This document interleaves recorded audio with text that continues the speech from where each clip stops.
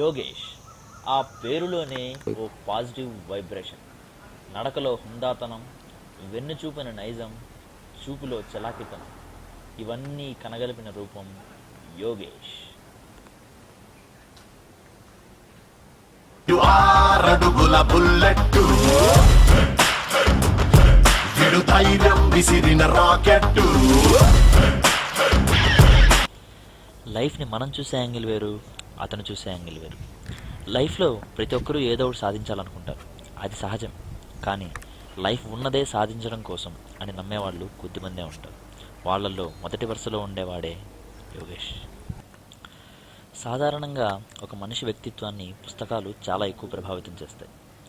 అంబేద్కర్ నుంచి అబ్దుల్ కలాం వరకు, మహాత్మా గాంధీ నుండి మదర్ తెరిసా వరకు పుస్తకాల నుండి ఇన్స్పిరేషన్ పొందిన వాళ్ళు ఎందరో.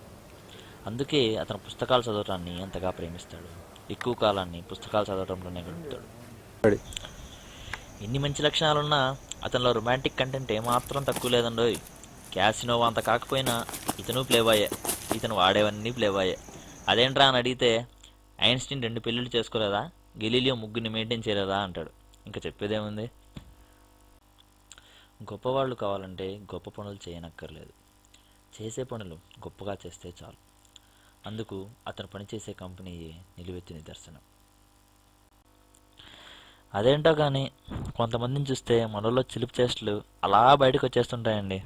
కావాలంటే చూడండి. Excuse me, can you tell me the way to GC1 please? Checking Google Maps.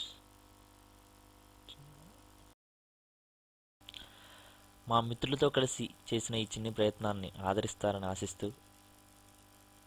Me Harsha.